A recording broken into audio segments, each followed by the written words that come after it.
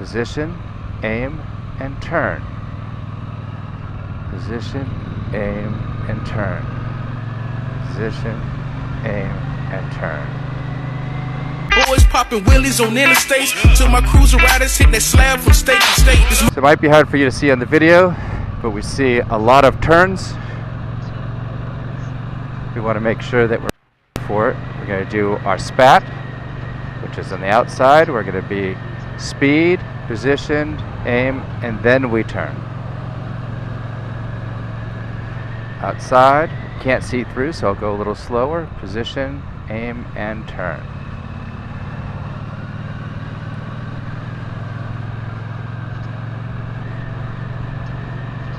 We'll be on the outside. Position, aim, and turn. We'll talk about speed in a second, but let's go look at all these things. Read all of these yellow signs. Those are hazard signs. They're going to tell you what's going on. 15 miles an hour, that's going to be a sharp turn. And we're turning really sharp to the left here, multiple arrows. So I'm really going to look. I'm really going to lean on the inside, and I'm going to accelerate or at least maintain my speed. You know, see how far my head's turning, how far I am.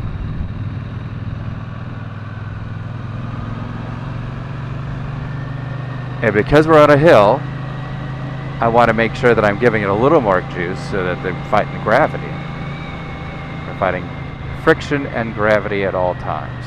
So roper ahead, hidden driveway, through.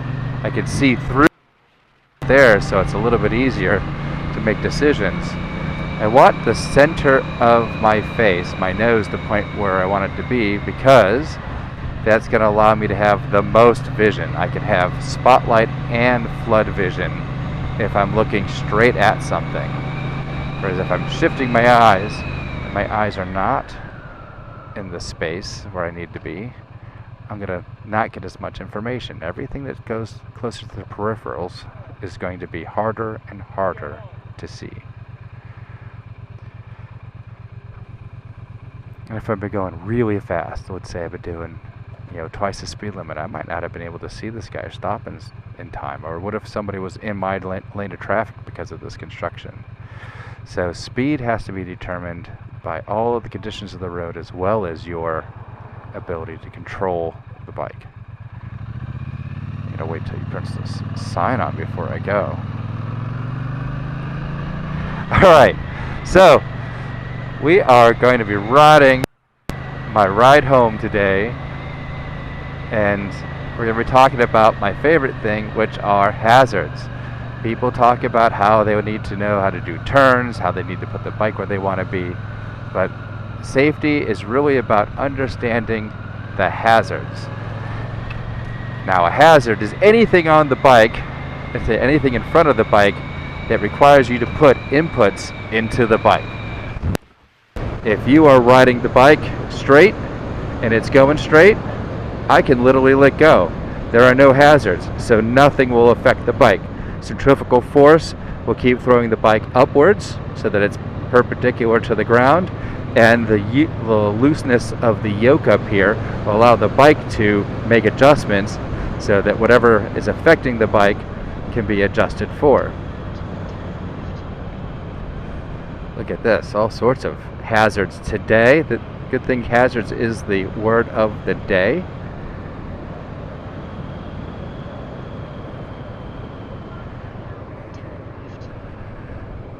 Am I going to be able to go and turn left today?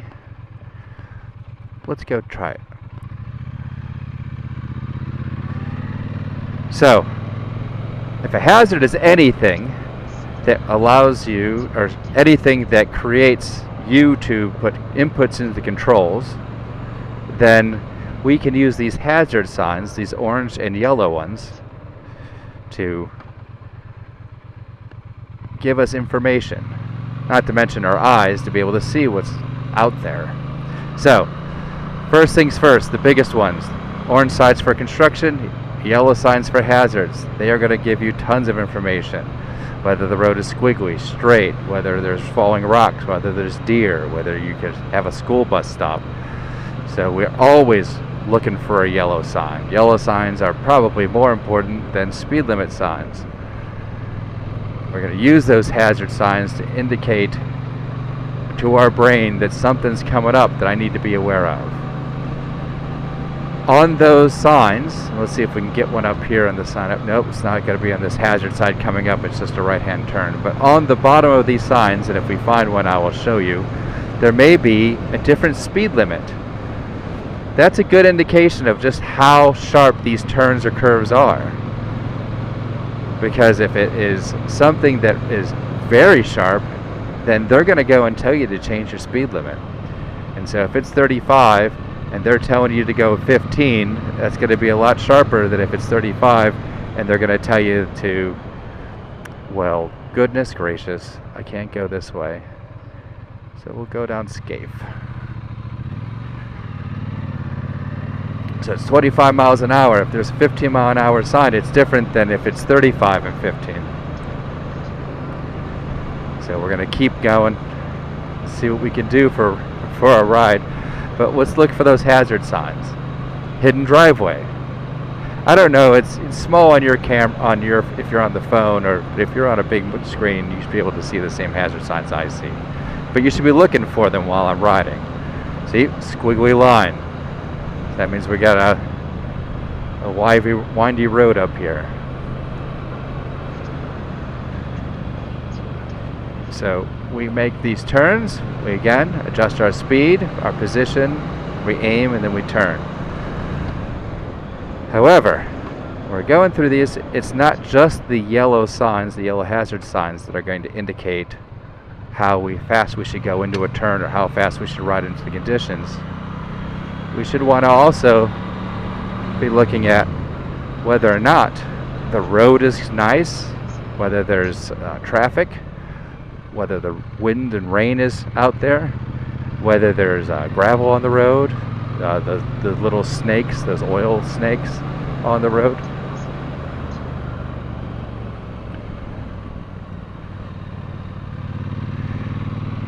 If we use our mindset that we're always looking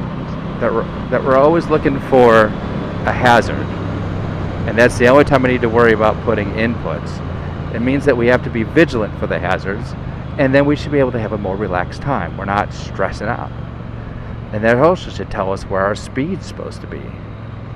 And we can take care of our, look at this detour ahead, and we can take care of our business on the bike and have a fun time.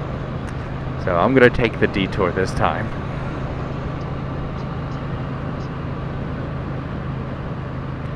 So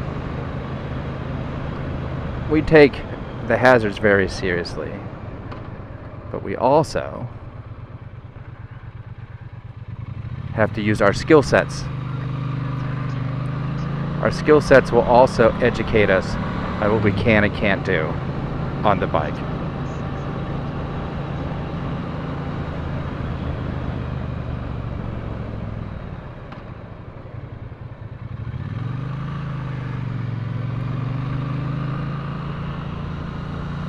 Look through, keep the nose pointed where you want to go.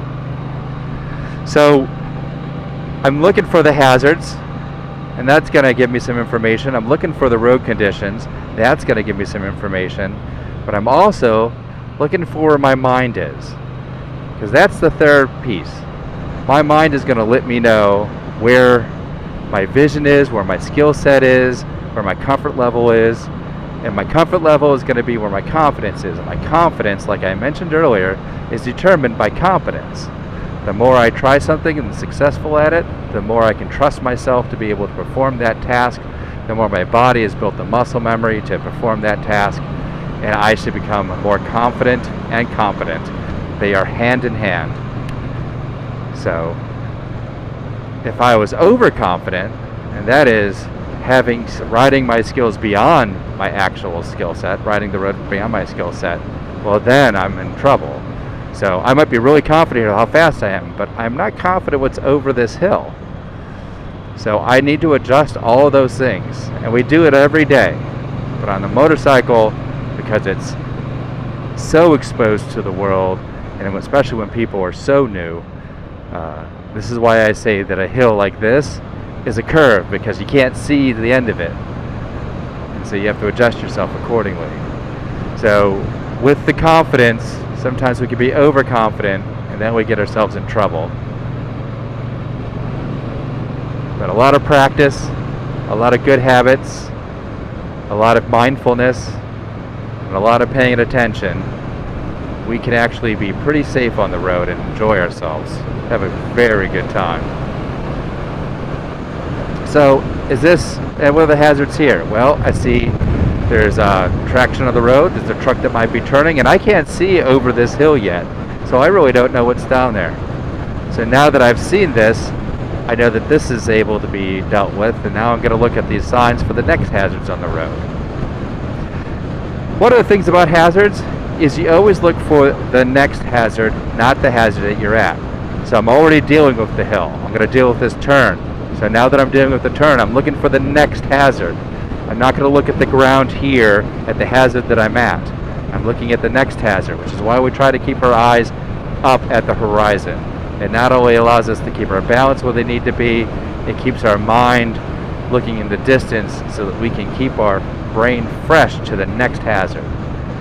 So let's look at what hazards are here. There's another squiggly line. I'm already dealing with the hill. I'm now dealing with the squiggly line, but I'm starting to see some signs here, and so I'm wondering if these signs are going to be, yep, there's a stop sign.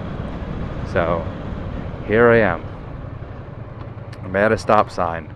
Now once I get to the stop sign, why would I worry about the stop sign? I don't worry about the stop sign before I get there. I worry about the stop sign, while I'm there. I worry about the stop sign before I get there. Once I'm stopping, I'm already at the stop sign. So the same thing with the curve. Once I'm at the curve, I'm doing what I need to do. There's no time now to decide whether I like it or not. I'm at the execution stage. Once you start executing your maneuver for a hazard, that's it. You're at the hazard. You have to execute it. Look for the next thing. I'm not going to enter the motorway. Look at that traffic up there. Not to mention, I don't like riding the motorways. I like riding these back roads. So again, easy turn. Outside, position, look, and turn. And look at that as a hazard. People popping out. What if I've been going 60? It's 25 miles an hour. If I were doing 60, I would have run into that guy. So the speed is going to be determined by how comfortable you are on your bike, the road conditions, the hazards that are in front of you, and your confidence level. Because your confidence level is going to give you the confidence not to freak out, which means that it'll keep all your decision making in the front part of your brain and not the reptilian panicky part of your brain. And that'll allow you to handle everything you do. So that's how we determine what our speed should be. What I like to call pucker factor minus 20. Whatever your panic mode is, try to ease up about 20%, and that's where you can have the fun zone of being able to ride and have a little bit of exhilaration and a little bit of confidence, but not put yourself in a situation where if you were at minus 10, what happens if you screw up? You only got 10%. You want to have a little bit extra. So that goes to the second part of SPAT, which is position. Now the position, we lean on the inside when we're at road speeds, and that means from your belly button or your junk, you want to be able to angle in your shoulders. And for every degree you angle in your shoulder is a degree you don't have to lean the bike over. And leaning the bike is how we turn. So if we want to talk about danger, look at this one, we got horses apparently. We want to talk about danger. When you're braking, you're losing friction. When you're leaning, you're losing friction. Friction's how the bike stays on the ground. So we want to have as much friction as possible. If I can lean in, I don't have to lean the bike as much. That gives more ground clearance for the bike, and it also keeps more friction on the bike. And so it is much safer to be able to lean yourself than it is to lean the bike. So We want to be in our position. We also want to have our head turned, because remember we talked about spotlight vision and floodlight vision? Well, spotlight vision is the details of what's going on in front of you. You can see all the details of everything that's happening in front of you, but you can't see the details to the sides of you. That's peripheral vision. That's, gross information, not fine detail information. So we try to turn our head to get as much information as possible when we ride, and then we can make decisions. It also keeps our brain focused and alert and able to make decisions, and we're not surprised by things. But there's another reason why you want to turn your head. When you turn your head, you actually start turning the rest of your body and orienting your body in the direction you want to go to. It makes it easier to do a lean. It makes it easier to get things done. If I were to turn my head but look down, my orientation of my shoulders and everything will be aiming down, and I will go down. So when I lean and look, I'm actually looking at the horizon. I'm looking as far into the distance as possible. And that's the horizon of the road, not the horizon to the earth. So if I was going uphill, my horizon would be the horizon of the road in front of me, not looking straight into the ground below me. So I am riding. It's a nice easy set of turns here.